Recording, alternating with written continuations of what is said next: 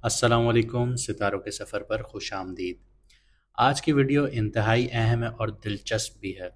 मतलब आपको मज़ा आएगा सुनकर, क्योंकि आज उस ग्रह की बात करेंगे जो आपकी कुंडली में बहुत सारी चीज़ों को शो करता है और ऐसा पैसा दे सकता है आपको जो जुपिटर भी नहीं दे सकता, जो गुरु भी नहीं दे सकता, जैसे मैंने गुरु वाली सीरीज़ में बताया था। अगर ये आपकी कुंडली में एक पावरफुल जगह पर बैठा है, पावरफुल घर में बैठा है और उसकी प्लेसमेंट बहुत अच्छी है, तो ये आपको रातों रात अमीर कर सकता है। जो लोग एस्ट्रोलॉजी को जानते हैं वो समझ गए होंगे कि मैं किसकी बात कर रहा हूँ, लेकिन जो नहीं समझे उनको बता दूं कि मैं राहु की बात कर रहा हूँ। राहु आपकी कुंडली या जायचे में कहाँ बैठा है या कहाँ गोचर कर रहा है, कहाँ ट्रांजिट कर रहा है, वो सारी चीज़ें हम डिस्कस करेंगे। वो आपको क्या देगा, आपके करियर से रिलेटेड आपको क्या देगा, आपकी हेल्थ से रिलेटेड आपको क्या देगा, आपकी रिलेशनशिप से रिलेटेड आपको क्या देगा।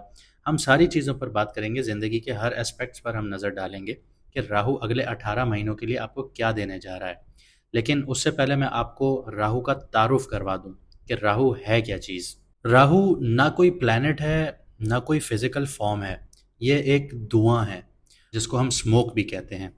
ये किसी की भी कुंडली में या जायचे में मूवमेंट शो करता है, अनप्रेडिक्टेबिलिटी शो करता है, इल्यूजन्स क्रिएट करता है। अगर आपके फर्स्ट हाउस में है, मैं एक मिसाल दे रहा हूँ कि अगर आपके फर्स्ट हाउस में है तो आप अपनी पर्सनालिटी को लेके बहुत कुछ सोचते होंगे। चाहे आप जैसे भी दिखते हों, आपके अंदर एक ओवर कॉन्फिडेंस डेवलप हो जाता है अपनी पर्सनालिटी को लेके कि यार मेरे जैसा दुनिया में कोई दूसरा हो ही नहीं सकता। तो ये सारी चीज़ें राहु क्रिएट करता है। आगे भी बताऊंगा कि राहु क्या क्रिएट करता है। राहु जो है इसकी एनर्जी बहुत इंटेंस होती है, बहुत ज़ोरदार होती है। मतलब अगर आप कोई चीज़ काम कर रहे हैं उसमें शिद्दत ले आइए, ये शिद्दत ले आता है। इसके अलावा इसकी जो डायरेक्शन है वो नॉर्थ वेस्ट की है। इसका जो कलर है वो स्मोकी ब्लू है, ब्लैक है और डार्क ग्रे है। कुंडली में जो इसके दोस्त हैं वो मरकरी है, वीनस है और सैटर्न है। लेकिन जो इसके दुश्मन हैं वो सन और मून है। मंगल यानी मार्स और गुरु या जुपिटर की बात करूं तो वो न्यूट्रल माने जाते हैं इसके साथ। अब बताता हूँ कि राहु किन चीज़ों के साथ जुड़ा हुआ होता है आपकी कुंडली में। अगर मैं राहु की पर्सनालिटी के हिसाब से बात करूँ तो ये एक इंसान को एम्बिशियस बनाता है कि उसको कुछ हासिल करना है, लेकिन साथ ही साथ डिसेप्शन भी क्रिएट करता है, इल्यूजन्स भी क्रिएट करता है। मतलब ऐसे कि अगर आप सोच रहे हैं कि मुझे यार सरकारी नौकरी पानी है, तो ये अगर आपकी 10th हाउस में बैठा तो ये इल्यूजन्स ऐसे क्रिएट करेगा कि आप कहेंगे कि यार मेरे लिए हलवा है सरकारी नौकरी हासिल करना। हालांकि जब आप उस फील्ड में उतरेंगे, आप उस जगह पे जाएंगे, तो आपको पता चलेगा कि कितनी मुश्किलात आ रही हैं आपको आपको गवर्नमेंट जॉब हासिल करने में। इसके अलावा ये रिबेलियन बनाता है, मतलब कि लड़ाकू बनाता है, ऑब्सेशन क्रिएट करता है। आप बहुत ज़्यादा किसी भी चीज़ से जुड़ सकते हैं, आप लोग अनकन्वेंशनल थिंकिंग स्टार्ट कर सकते हैं।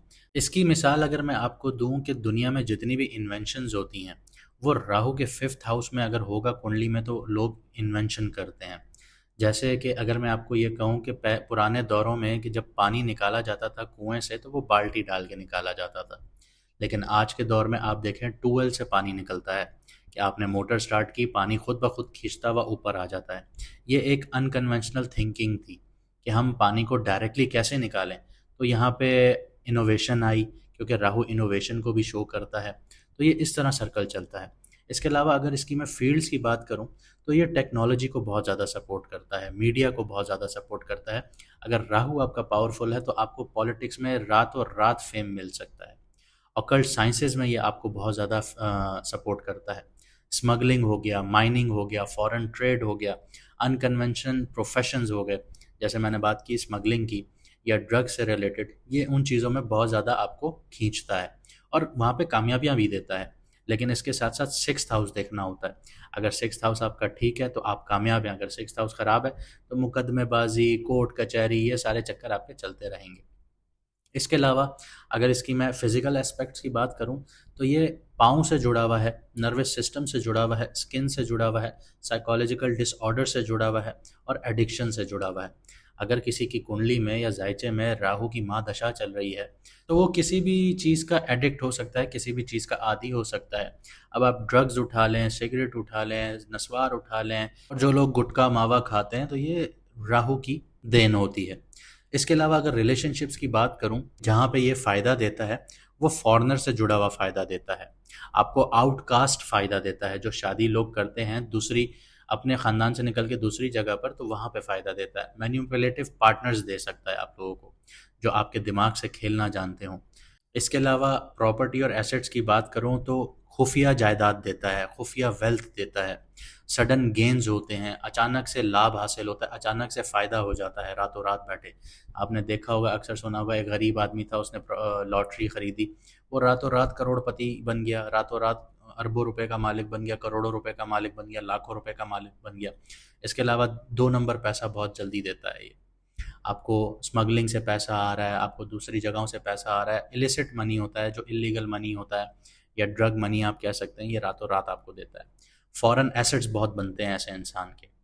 ग्रीड, क्योंकि राहु ग्रीड को शो करता है, भूख को शो करता है, ऐसे इंसान की भूख कभी ख़त्म ही नहीं होती। वो कहता है कि और मिलता रहे, और मिलता रहे, और मिलता रहे, तो ये राहु की देन होती है। इसके अलावा रिस्क टेकिंग एबिलिटी उस इंसान में बहुत ज़्यादा होती है।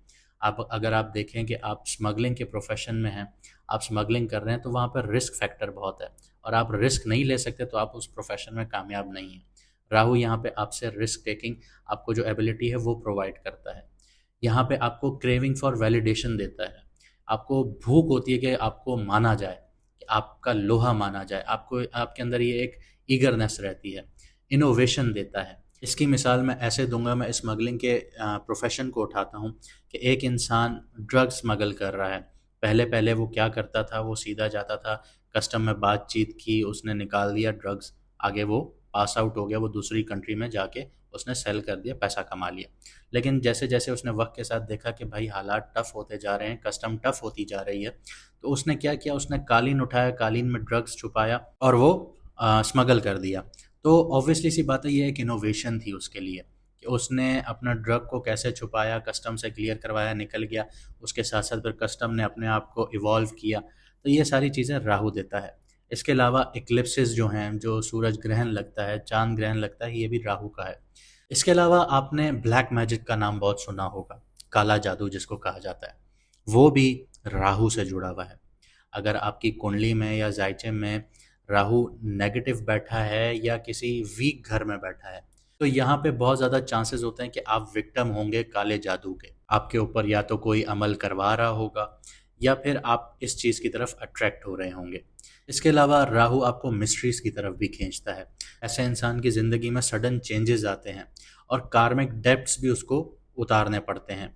यहाँ पे मैं आपको बताता चलूँ कि राहु जो है वो इल्यूजन है, माया है। स्मगलिंग का पैसा अच्छा तो लगता है सबको कि बहुत ज़्यादा पैसा है, लेकिन उसके पीछे ख़तरात कितने हैं, आपकी ज़िंदगी को भी ख़तरात हैं, उस पैसे को संभालने में भी ख़तरात हैं। कस्टम आपके पीछे, एफबीआर आपके पीछे है, आपके पीछे हर एजेंसी पड़ी हुई होती है। तो यहाँ पे ख़तरात बहुत ज़्यादा हैं, इल्यूजन्स बहुत ज़्यादा क्रिएट कर देता है राहु। यहाँ पे इंसान की ज़िंदगी फंस के रह जाती है। लेकिन अगर राहु पॉजिटिव है तो क्या दे रहा है आपको? राहु अगर आपकी कुंडली में पॉजिटिव है तो ये आपको शौहरत देगा, आपको दौलत देगा, आपको मीडिया की फील्ड, टेक्नोलॉजी की फील्ड, पॉलिटिक्स में, यहाँ पे आपको रातों रात आपको फेम देगा, आपको शोहरत देगा। इसके अलावा अगर आप इनोवेशन से जुड़े हुए हैं तो स्ट्रॉन्ग इंट्यूशन आपका होगा, कि अगर आप किसी प्रोजेक्ट पर काम कर रहे हैं और आपकी छठी इसमें आ जाएगा कि यार अगर मैं इस तरह करूँगा तो ये काम सही हो जाएगा, out of the box thinking देगा आपको। आपको अनकन्वेंशनल करियर्स जो होते हैं, जैसे मैंने आपको बताया स्मगलिंग वगैरह चीज़ें, तो यहाँ पे बहुत ज़्यादा सक्सेस देता है, आपको कामयाबियाँ देता है। इसके अलावा फॉरेन कनेक्शंस की बात करूँ तो फॉरेन कनेक्शन से आपको बहुत ज़्यादा फ़ायदा हासिल होता है, ट्रैवलिंग के थ्रू बहुत ज़्यादा फ़ायदा हासिल होता है, ट्रेडिंग के थ्रू बहुत ज़्यादा फ़ायदा हासिल होता है, और कोलैबोरेशन के थ्रू बहुत ज़्यादा फ़ायदा हासिल होता है। ऑकल्ट नॉलेज ऐसे इंसान की बहुत ज़्यादा डीप होती है, डीप अंडरस्टैंडिंग देता है साइकोलॉजी में, आपको मेटाफिजिक्स में, एस्ट्रोलॉजी में, आपको रिलीजन में। राहु अगर आपका स्ट्रांग है तो ये आपको इन चीज़ों में फ़ायदा देगा। आपके दुश्मनों के ऊपर आपको कामयाबियाँ देगा। अगर राहु आपके 6th हाउस में बैठा है तो आपके दुश्मनों के ऊपर आपको कामयाबियाँ होंगी, लेकिन लीगल बैटल्स आपको झेलनी पड़ेंगी, आपको काला जादू, ऐसी चीज़ें, ये सारी चीज़ें आपको झेलनी पड़ेंगी। इसके अलावा मटेरियल कंफर्ट्स बहुत ज़्यादा देता है, लग्जरी मिल जाएगी, अचानक से फाइनेंशियल विंडफॉल्स आ जाएंगे, अचानक से पैसा उड़ते हुए आपके पास आ रहा होगा, आप भी सोच रहे होंगे यार इतना पैसा यहाँ से कैसे आ गया मेरे पास। और अनएक्सपेक्टेड अपॉर्चुनिटीज़ आ जाती हैं कि आप घर पे बैठे हुए हैं, आपको अचानक से जॉब की ऑफ़र आ जाएगी, आपको किसी भी पॉलिटिक्स से कोई जुड़ा हुआ इंसान होगा, वो आपको कहीं पे उठा के किसी और नौकरी पे लगा देगा कि यार यहाँ पे आके काम करो, ये आपके लिए ज़्यादा फ़ायदेमंद है। आप भी सोचोगे यार कल तक मैं ये 50,000 रुपये की नौकरी कर रहा था, आज मुझे 1.5 लाख रुपए की नौकरी मिल गई है। तो इस तरह से एकदम से आपकी अपलिफ्टमेंट हो जाती है। लेकिन अगर यही राहु नेगेटिव होगा तो कन्फ्यूजन देगा, इल्यूजन्स देगा, मेंटल फॉग रहेगी इंसान के दिमाग में, कोई भी फैसला वो क्लियरली नहीं कर पाएगा। ऑब्सेशन रहेगा, और ऑब्सेशन भी किन चीज़ों से रहेगा कि जो गोल्स अचीव ही नहीं हो सकते, या फिर एडिक्शंस हो जाएंगी किसी भी सब्सटेंस पर, चाहे सिगरेट हो, ड्रग्स हो, कोई भी चीज़ हो, ऐसे लोगों को इन चीज़ों पे एडिक्शंस हो जाती हैं। फाइनेंशियली बहुत ज़्यादा लॉस होना शुरू हो जाता है, रिस्की इन्वेस्टमेंट्स और स्कैम्स हो जाते हैं ऐसे लोगों के साथ, इंस्टेबिलिटी रहती है उनकी ज़िंदगी में। हेल्थ इश्यूज़ की बात करूँ तो एनजाइटी रहती है, इनको नींद सही से नहीं आती, रात रात भर जागते रहते हैं, इंसोम्निया का शिकार रहते हैं, स्किन डिसऑर्डर्स देखने को मिलते हैं, स्किन पे रैशेज़ रहते हैं, स्किन पे कभी ना कोई इश्यूज़ चल रहे होते हैं, नर्वस सिस्टम का प्रॉब्लम रहता है। रिलेशनशिप्स की बात करूँ तो वहाँ पे इनको धोखेबाज पार्टनर मिलते हैं, ट्रस्ट इश्यूज़ रहते हैं ऐसे लोगों को, फॉरेन रिलेटेड कॉन्फ्लिक्ट्स का सामना करना पड़ता है। जैसे मैं अगर आपको इसकी मिसाल दूँ कि अगर आप पाकिस्तान में रह रहे हैं या इंडिया में रह रहे हैं, तो आपको कोर्ट केसेस का सामना करना पड़ेगा यूके में, यूएस में, तो ये सारी चीज़ें आपको राहु देगा। इसके अलावा पास्ट लाइफ के जो डेट्स हैं वो सरफेस पे आना शुरू हो जाएंगे। मतलब अगर आपने पुरानी ज़िंदगी में या पिछले सालों में, कुछ जाने वाले सालों में कुछ गलत काम किए थे, तो उनका अब आपको पे ऑफ का टाइम आ गया है आपके लिए। आप उनको पे ऑफ करेंगे, उनका अब आपको फल मिलेगा कि आपने अच्छा काम किया था या बुरा काम किया था। अगर बुरा काम किया था तो ऑब्वियसली सी बात है, अब उसका फल मिलने जा रहा है। इसके अलावा आपको सडन अचानक से आपकी ज़िंदगी में अपहेवल्स आ जाएंगे, क्राइसिस आ जाएंगे, उतार चढ़ाव का शिकार हो जाएंगे आप लोग। पैसा आ रहा था एकदम से रुक गया, पैसा फंस गया, आपने इन्वेस्टमेंट की हुई थी वो रुक गई, फंस गई, आपको पैसा टूट टूट के मिल रहा है, बनते बनते काम रुकना शुरू हो गए हैं, तो ये सारा आपको राहु देगा। इसके अलावा आपकी रेपुटेशन बहुत ज़्यादा डैमेज करेगा, स्कैंडल्स हो जाएंगे, कंट्रोवर्सीज़ हो जाएंगी, क्योंकि यहाँ पे मैनिपुलेटिव बिहेवियर क्रिएट करता है राहु। अगर आप देखें हमारे फिल्म स्टार्स को देखें, हर कोई, काफ़ी फिल्म स्टार्स हैं या काफ़ी आपके जो मूवी स्टार्स हैं या आपके मॉडल्स हैं, आप अगर उनको देखें तो कुछ लोग बहुत अच्छी ज़िंदगी गुजार रहे हैं, कुछ लोगों की ज़िंदगी में कंट्रोवर्सीज़ ख़त्म ही नहीं हो रही। जैसे एक बात की जाए राखी सावंत की, तो वो कंट्रोवर्सीज़ का शिकार रहती हैं और उनको अच्छा भी लगता है, उससे उनको फेम भी मिलती है। तो ये सारी चीज़ें राहु देता है। अब जानते हैं कि आपकी कुंडली में राहु कहाँ बैठा है और आपको क्या असरात दे रहा है। अब बात करता हूँ लियो वालों की, यानी कि सिंह राशि, यानी कि जिसको उर्दू में बुर्ज असद कहा जाता है। राहु 19 मई रात को 2:20 पर एक्वेरियस में ट्रांजिट कर रहा है, यानी कि आपके 7th हाउस में ट्रांजिट कर रहा है। एक्वेरियस एक एरी साइन है जो futuristic thoughts, collective moments, unconventional values और मास नेटवर्किंग से जुड़ा होता है, और इसका मालिक सैटर्न है, शनि है, और राहु शनि का दोस्त है। और अब अगले 18 महीने राहु इसको अपना घर समझेगा, तो यहाँ राहु बाजीगर बन जाता है, डॉन बन जाता है, बाहुबली बन जाता है, जिसे समझना मुश्किल है, लेकिन अंडर एस्टिमेट करना और भी डेंजरस हो सकता है। तो 7th हाउस राहु एक्टिव कर रहा है। 7th हाउस आपका पार्टनरशिप्स का है, मैरिज का है, पब्लिक डीलिंग का है, इमेज से रिलेटेड है। और जब राहु यहाँ आता है तो ये रिश्तों के पीछे की असली मोटिव, फायदे की पॉलिटिक्स और हिडन पावर प्लेस को एक्टिव करता है। इसी के साथ साथ राहु जो आपके 11th हाउस को एक्टिव कर रहा है, आपके फर्स्ट हाउस को एक्टिव कर रहा है और आपके थर्ड हाउस को एक्टिव कर रहा है। करियर और फाइनेंस की बात करूं तो ये फेज आपको बिजनेस पार्टनरशिप्स, पब्लिक ब्रांडिंग और इमेज मैनिपुलेशन में अल्ट्रा क्रिएटिव बनाएगा और स्ट्रेटेजिक भी बनाएगा। जो लोग मीडिया से जुड़े हुए हैं, पॉलिटिक्स से जुड़े हुए हैं, क्लाइंट फेसिंग रोल से जुड़े हुए हैं और ब्रांड बिल्डिंग में हैं, उनके लिए ये वक्त पावर गेम का प्लेग्राउंड बन जाएगा। राहु यहाँ foreign types, cross border contracts या कॉरपोरेट मर्जर्स में सडन फायदा दे सकता है, लेकिन यहाँ पे आपको एहतियात रखना होगा, क्योंकि यहाँ पे हिडन क्लॉजेस, फेक प्रोमिसेस या मोरल कॉम्प्रोमाइज़ हो सकता है आप लोगों का। 11th हाउस की जो नज़र है वो नेटवर्किंग को बहुत ज़्यादा पावरफुल कर रही है, लेकिन ऐसे लोग भी अट्रैक्ट होंगे जो सिर्फ काम निकलवाना चाहते हैं आपसे। मैन्युपुलेटिव चेहरे दिखने लगेंगे आप लोगों को, पब्लिक इमेज आपकी बनेगी, लेकिन किस कॉस्ट पे, ये राहु का सवाल होगा। अगर आप इल्यूजन्स के पार देख पाए तो आप कामयाब होंगे, अगर आपने इल्यूजन्स के पार ना देखा तो फिर आपके लिए मुश्किलात खड़ी हो जाएंगी। लव और रिलेशनशिप्स की बात करता हूँ, राहु यहाँ पे 7th हाउस में है, क्लासिक कॉम्बो फॉर अनयूजुअल और कार्मिक रिलेशनशिप्स में आता है। आप किसी ऐसे पार्टनर की तरफ अट्रैक्ट हो सकते हैं जो फॉरेनर हो या मेंटली इमोशनली अनअवेलेबल हो, लेकिन मिस्टीरियसली मैग्नेटिक हो। इसके अलावा राहु का यहाँ होना ये भी बताता है कि रिश्ते में पावर इम्बैलेंस देखने को मिल सकती है, ऑब्सेशन या डिटैचमेंट भी देखने को मिल सकती है, या फिर टैबू सेक्सुअल डायनामिक्स भी आ सकती हैं। आपको लग सकता है कि ये रिश्ता मेरी ग्रोथ का रास्ता है, लेकिन असल में ये एक सोल का टेस्ट बन जाएगा, क्योंकि आप लोग ऐसे रिश्तों की तरफ जाएंगे जहाँ पे फिर आपको दूसरी ज़िंदगी में मुंह दिखाना बहुत मुश्किल हो जाएगा। फर्स्ट हाउस पे जो नज़र पड़ रही है, आप खुद ही ओवरली चार्मिंग बनेंगे, सेल्फ प्रमोटिंग या मैनिपुलेटिव भी बन सकते हैं। इसलिए ईगो को कंट्रोल कीजिए और सेल्फ अवेयरनेस ज़रूरी रहेगी आप लोगों के लिए। शादीशुदा लोगों के लिए ये फेज़ रिश्तों का टेस्ट होगा।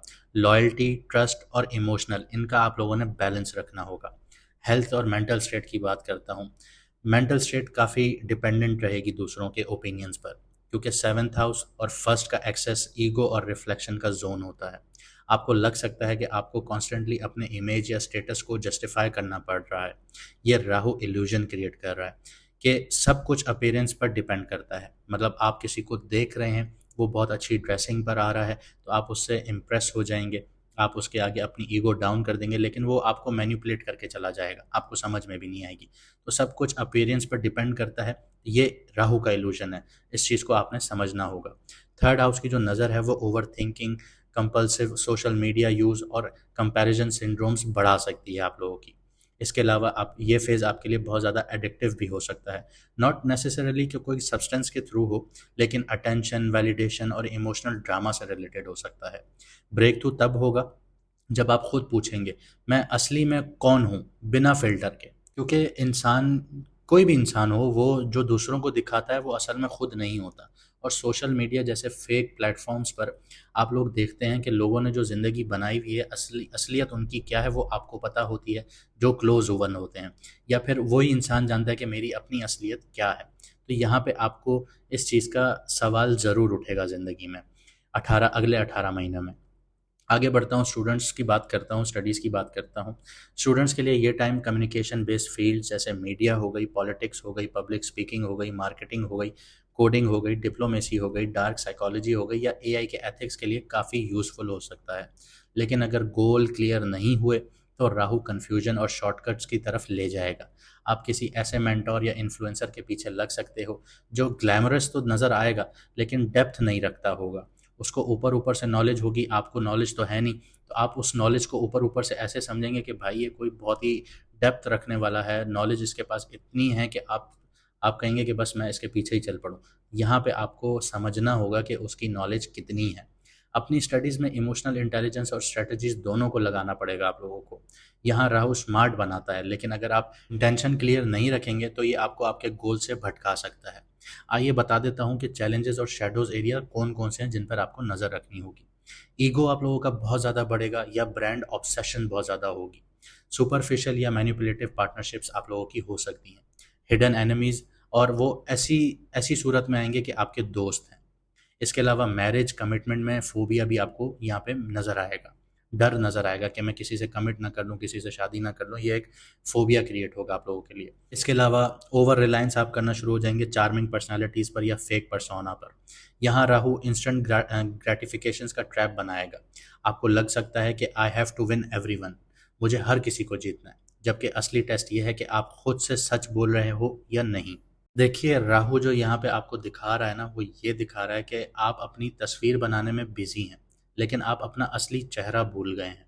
इसके अलावा राहु आपसे ये चाहता है कि जो लियो के नेटिव्स हैं, पब्लिक इमेज, रिश्ते के पीछे की असलियत, ये चीज़ें आपने समझनी है।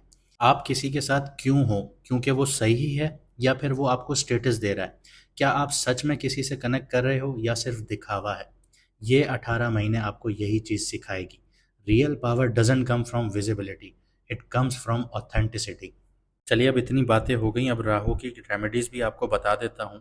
अगर आपकी कुंडली में राहु नेगेटिव है या पॉजिटिव है, तो आपको फिर भी ये रेमेडीज़ करनी चाहिए, क्योंकि राहु अभी बहुत पावरफुल पोजीशन पर आ गया है, तो ये एकदम से आपको सारे रिजल्ट्स देना शुरू करेगा, और अगले 18 महीने ये आपको यही रिजल्ट्स देगा। तो आप लोगों को चाहिए कि सैटरडे वाले दिन आप लोग जो गैजेट्स यूज़ करते हैं उसका इस्तेमाल कम करें, क्योंकि राहु जो है वो टेक्नोलॉजी से जुड़ा हुआ है, जैसे फ़ोन है, लैपटॉप है या सोशल मीडिया है। सैटरडे वाले दिन आप उसको बिल्कुल अवॉइड कर दें, कट ऑफ कर दें, क्योंकि राहु मॉडर्न टेक्नोलॉजी को शो कर रहा है और डिस्ट्रैक्शन को शो कर रहा है। तो इससे डिस्कनेक्ट करेंगे तो मेंटल क्लैरिटी मिलेगी। जिन लोगों के दिमागों में बहुत सारे सवाल चल रहे हैं लेकिन उनका जवाब नहीं है, तो यहाँ पे आपको जवाब मिलेगा, लेकिन आपको डिस्कनेक्ट होना पड़ेगा। इसके अलावा आप लोग चैरिटी कीजिए, सदका कीजिए, दान कीजिए, लेकिन किन को? जो अंडर प्रिविलेज्ड लोग हैं, जो लोग सफ़ेद पोश हैं, जो लोग मांगते नहीं हैं आपसे लेकिन फिर भी उनकी आंखों में आप देखें तो उनके उनकी आंखों में बेबसी आपको नज़र आएगी। ऐसे लोगों को आप दान कीजिए, सैटरडे वाले दिन उनको खाना खिलाइए। स्पेशली उन लोगों को खिलाइए जो ऑर्फन्स हैं या मज़दूर तबका है, उन लोगों को खिलाइए, आपके लिए फ़ायदेमंद साबित होगा। इसके अलावा अगर बात करूँ तो माइंडफुलनेस की प्रैक्टिसेस कीजिए, ग्राउंडिंग प्रैक्टिसेस कीजिए। रोज़ 10 मिनट उठें, माइंडफुलनेस मेडिटेशन कीजिए। घास पर, ग्राउंड पर आप लोग नंगे पाँव चलिए। ये आपको ज़मीन से कनेक्ट करेगा और आपको रिलैक्स करने में मदद करेगा। आपकी जो एंग्जायटी है या आप लोग रेस्टलेसनेस का शिकार रहते हैं या हर वक्त तजस्सुस का शिकार रहते हैं, हर वक्त दिमाग में कुछ ना कुछ चलता रहता है, तो ये उस चीज़ के लिए आपके लिए बहुत ज़्यादा अच्छी होगी। इसके अलावा आप लोग जो ड्रग्स हैं, अल्कोहल है या किसी भी किस्म का नशा है या कैफ़ीन है, इनसे दूर रहिए। इसकी वजह ये है कि जो क्लीन लाइफ़स्टाइल होता है ना, वो नेगेटिव एनर्जी को कम करता है राहु की। तो ये सारी चीज़ें आपके लिए बहुत ज़्यादा फ़ायदेमंद होंगी। उम्मीद करता हूँ आपको आज की वीडियो अच्छी लगी होगी। हम कमेंट सेक्शन में आपके सारे कमेंट्स पढ़ते हैं। कुछ लोग सिर्फ़ डेट ऑफ़ बर्थ लिख देते हैं, उसमें कोई सवाल वगैरह नहीं होता। अगर ऐसी चीज़ें होंगी तो सिर्फ़ आपको मून साइन बता दिया जाएगा। लेकिन इसके अलावा अगर आप लोग ज़्यादा मसले फ़ेस कर रहे हैं, जो आप लोग पब्लिकली बात नहीं कर सकते, तो हमारा व्हाट्सएप नंबर स्क्रीन पर आपके नज़र आ रहा होगा। आप लोग अपॉइंटमेंट लेके मैडम एस्ट्रोलॉजर एनबक्स से बात कर सकते हैं, कंसल्ट कर सकते हैं। वो आपको प्रॉपर आपकी कुंडली, आपका जायचा बताएँगी, उनमें जो मुश्किलात हैं वो भी बताएँगी, आपका जो इश्यूज़ चल रहे हैं उनके ऊपर आपको कंसल्ट भी करेंगी, आपको रेमेडीज़ भी देंगी, आपको प्रॉपर आगे गाइड करेंगी। अगर आप चाहते हैं कि आप रेमेडीज़ फ़ॉलो करें और सारी चीज़ें आगे बढ़ाएँ, तो ये सारी चीज़ें टाइम लेती हैं। ऐसा नहीं है कि एक ही रात में सब कुछ चेंज हो जाता है, क्योंकि हर चीज़ एक निज़ाम के तहत चल रही है और आपको और हमको निज़ाम के तहत ही चलना होगा। मुझे दीजिए इजाज़त, मिलते हैं अगली वीडियो में सितारों के सफ़र पर।